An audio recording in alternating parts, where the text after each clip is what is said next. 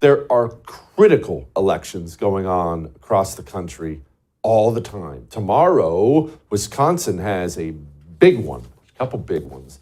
Joining me now to talk about that and other things, Parker Thayer, investigative researcher, Capital Research. Okay, Parker, before we go into what's going on in Wisconsin, why don't you give us a little backstory on Zuckerbucks? What are you talking about?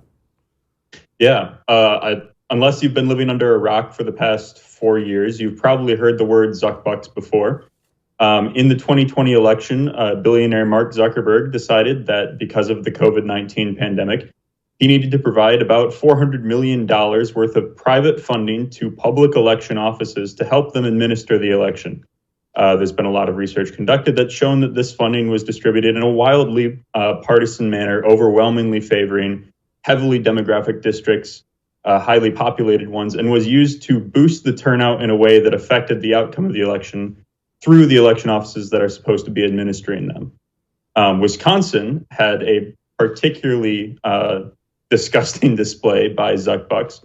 Multiple county clerks resigned, or city clerks resigned, over the overbearing use of these funds, which they considered to be improper, and the overbearing influence of CTCL, the Center for Tech and Civic Life, grant administrators, which were highly involved in the conducting of the election and even had the keys to the room where ballots were stored. Now, Wisconsin has a ballot question coming up on a constitutional amendment to ban Zuckerbucks in the future.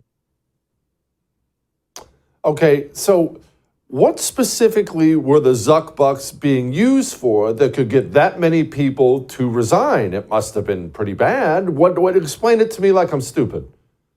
Well, what they said it was for personal protective equipment and to make sure that no one got COVID while administering an election. $400 million sounds a bit high to do just that and buy masks and protective equipment. What it was actually used for was conducting large, basically get out the vote campaigns, informing voters of how to vote by mail, how to request ballots, where to send them, where drop boxes were, text campaigns to make sure that they did all of those things.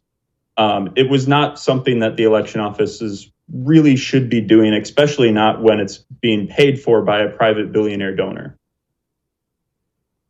Okay, now what's on the ballot for tomorrow with the constitutional amendment? I doubt it has Mark Zuckerberg's name in there. Is it no outside group is ever allowed to what does it say? Precisely. It says that no outside group, county election officials, city election officials, state election officials will not be allowed to request or use private funding in the administering of elections in the future. Now, the Wisconsin House and Senate both passed a piece of legislation that would have done exactly this, but Wisconsin's Democratic governor decided to veto that bill. Then the House and Senate reconvened and decided to create a constitutional amendment referendum, which will now be going live. And even as they vote on this referendum in the 2024 election, a group called Cities Forward, not CTCL and not Zuckerbucks, is planning to do a similar thing with a $750,000 grant to the city of Milwaukee.